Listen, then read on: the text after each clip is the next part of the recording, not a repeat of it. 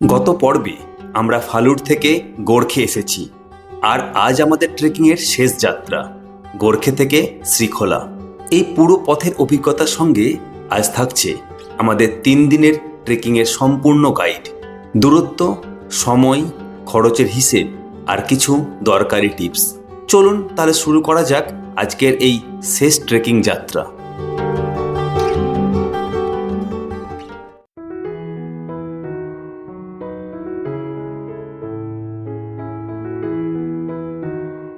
Good morning. Explorer অমরজিতের নতুন আরেকটি travel ব্লগে আপনাদেরকে স্বাগত জানাই। আমি এখন উপস্থিত আছি গোর্খে গ্রামে। গতকাল আমরা ফালুট থেকে আমরা গোর্খে ট্রেক করে এসেছি। আজ আমরা এই গোর্খে থেকে ট্রেক করে প্রথমে যাব রামবাম, তারপর সেখান থেকে আমরা যাব শ্রীখোলা। আমাদের যাত্রাপথ কেমন থাকছে সেটা আপনাদেরকে দেখাবো। যদিও ট্রেকের সময় বেশি ভিডিও করা সম্ভব হয়ে ওঠে না, তবে যতটা সম্ভব, যতটা পারা যায় ভিডিও করব। আমাদের এই 3 দিনের ট্রেকে আমরা কোথায় থাকলাম, কি করলাম, কিভাবে ট্রেক সম্পূর্ণ করলাম সেটা সম্পূর্ণটাই আপনাদের সঙ্গে শেয়ার করব এবং দেখাবো আমাদের ট্রেকের বিভিন্ন মুহূর্ত। তাহলে চলুন আর দেরি না করে আমরা বেরিয়ে পড়ি আমাদের আজকের ট্রেকে।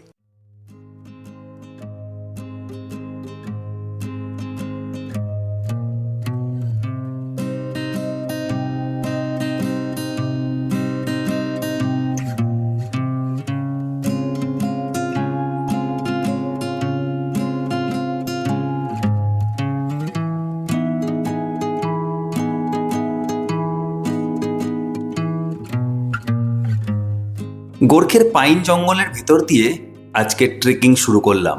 তবে শুরুটা মোটেও সহজ নয়, একেবারে খাড়া রাস্তা। 2-4 পা হাঁটতেই হাঁপিয়ে যাচ্ছি। মনে হচ্ছে শুরুতেই যেন সমস্ত এনার্জি শেষ হয়ে যাচ্ছে।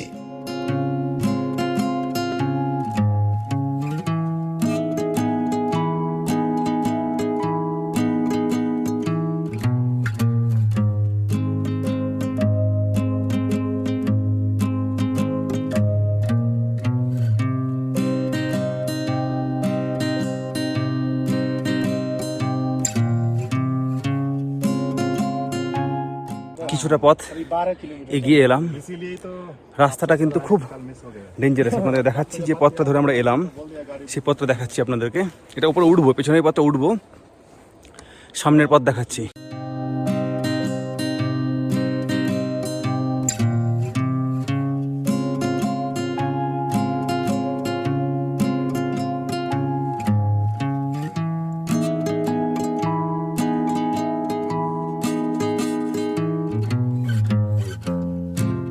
অনেকটা হাঁটার পরে একটা গ্রামের সন্ধান পেলাম। গ্রামের ভিউটা দেখাচ্ছি আপনাদেরকে। এই দেখুন, একটু প্লেন সারফেস পেলাম, তাই একটু ভিডিও করতে পারছি, আপনাদের দেখাতে পারছি। একদম উঁচু যে পাহাড়ের চূড়া দেখছেন, ওখান থেকেই কালকে আমরা নেমেছি। এখন আমরা একটু সামনের দিকে যাচ্ছি। এই হাঁটাটা একটু ভালো, কেন এই হাঁটাতে প্লেন সারফেসে কোনো সমস্যা হওয়ার কথা নয়। পাহাড়ের রাস্তা সব সময় একই রকম থাকে না, প্রতি মুহূর্তে তার চরিত্র বদলাতে থাকে। চারপাশে পাহাড় আর ঘন জঙ্গল, আর তার মাঝে একটু সমতল জমি। জায়গাটির নাম সামানদেন। সমতল হওয়ায় কিছু চাষাবাদ হয় এখানে, তবে জায়গাটা একদম শান্ত, নেই কোনো শব্দ, নেই কোনো কোলাহল।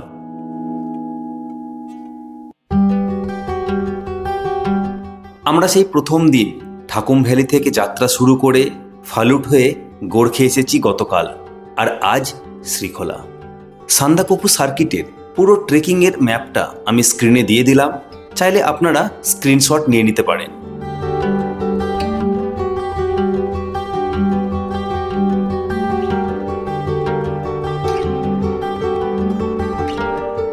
পাহাড়ে নামা মানে সবসময় সহজ হবে এমনটা কিন্তু নয়। কিছু জায়গা এতটাই পিচ্ছিল যে খুব সাবধানে পা ফেলতে হচ্ছে। একবার স্লিপ করলে সরাসরি নিচে গিয়ে পড়ব।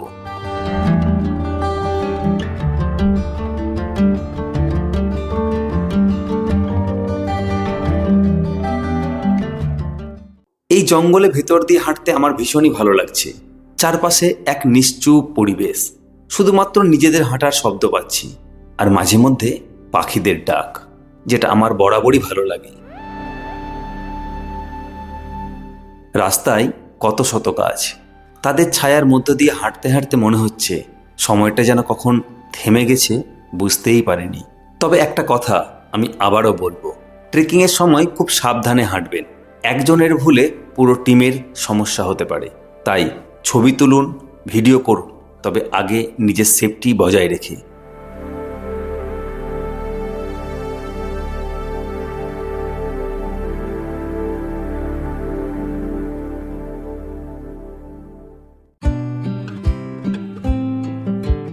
দেখতে দেখতে আবারও একটা নদীর কাছাকাছি চলে এসেছি। নদীর কাছাকাছি আসতে কার না ভালো লাগে। নদীর আওয়াজ, প্রাকৃতিক পরিবেশ সব ঠিক আছে, কিন্তু একটা চিন্তা মাথায় বারবার আসে, আবার নতুন করে চড়াই পথ শুরু হবে। তাই যাত্রাপথে যত নদী কম পড়বে ততই ভালো, এটা আমার ব্যক্তিগত মতামত।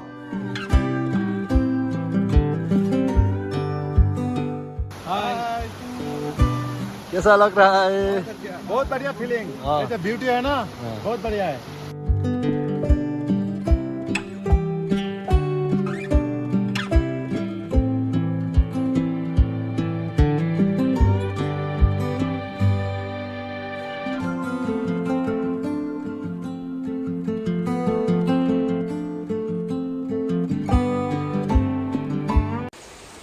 অনেকটা চড়াই পথ,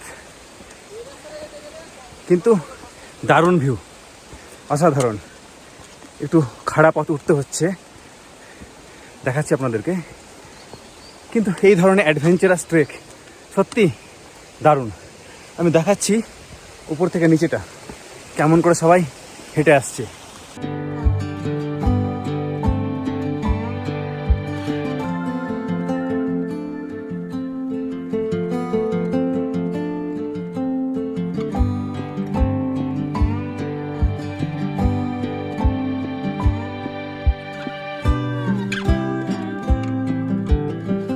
এবার এই ট্রেকিং সংক্রান্ত কিছু প্রয়োজনীয় তথ্য দিয়ে দিই, যা আপনাদের কাজে লাগতে পারে।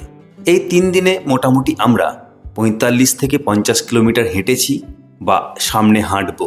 এই ট্রেকিংয়ে আসার জন্য যদি বেস্ট সময় বলেন তাহলে বলবো বর্ষা বাদ দিয়ে যে কোনো সময় আসতে পারেন। প্রতিটি সময়ে পাহাড় জঙ্গলের নতুন নতুন রূপ দেখতে পাবেন। এ প্রসঙ্গে আরও দুটো কথা বলে রাখি। 1, গাইড অবশ্যই নিয়ে এই ট্রেকিং করবেন, কেননা গাইড ছাড়া আপনি রাস্তা চিনতে পারবেন না। আর 2, পারলে অবশ্যই গ্রুপে আসবেন এই ট্রেকিংয়ে, কেননা গ্রুপে আসার মজাটাই আলাদা।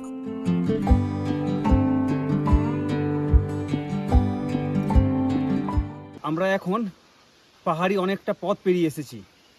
আমাদের আজকের প্রাথমিক ডেস্টিনেশন রামমাম, সেটা যেতে মোটামুটি আর 3 কিলোমিটার মতো আছে। আর এই যে রাস্তাটা দেখতে পাচ্ছেন, এই রাস্তা দিয়েই যাব আমরা। এই রাস্তাটা খুব ভালো বলা যাবে না, খুব খারাপও বলা যাবে না, তবে আমরা এইরকম রাস্তার সম্মুখীন হয়েছি। তো চলুন আমাদের সঙ্গে আর কিছুটা পথ এগিয়ে গিয়ে আমরা আমাদের ডেস্টিনেশনে পৌঁছে যাই। এই হাসি মুখেই আমরা বেরিয়ে যাবো, বুঝলেন।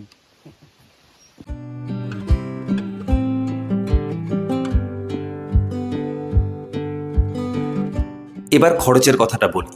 আমরা মুর্শিদাবাদ থেকে 5 জন এই ট্রেকিংয়ে আসি। যাওয়া আসা, খাওয়া, থাকা সব মিলিয়ে প্রতিজনের খরচ পড়েছে আনুমানিক 9,500 টাকা। খুব কম খরচ মনে হচ্ছে, তাই না? আমরা পুরোটাই নিজেরাই প্ল্যান করেছি, কোনো ট্যুর অপারেটরের সাহায্য নিইনি, তাই এতটা কম বাজেট।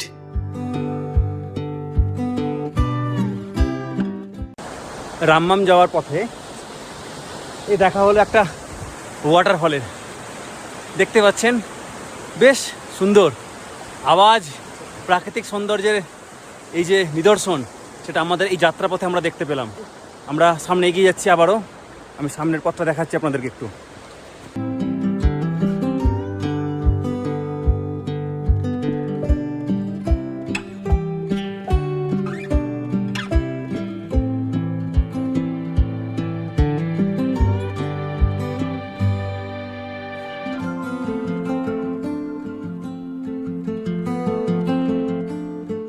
এভাবেই হাঁটতে হাঁটতে আমরা পৌঁছে গেলাম রামমামে।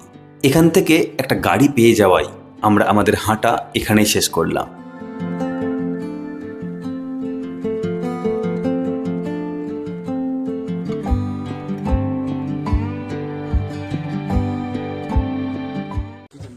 আমাদের 3 দিনের ট্রেক এখানে এসে শেষ হলো। রামমামে এসে আমরা এখান থেকে এবার শ্রীখোলা যাব। একটা শেয়ার গাড়ি পেয়েছি, এই শেয়ার গাড়িতে গিয়ে চলো টাটা সবাই। রামমাম থেকে শ্রীখোলার দূরত্ব প্রায় 5 কিলোমিটার আর সময় লাগবে প্রায় 20 থেকে 30 মিনিট।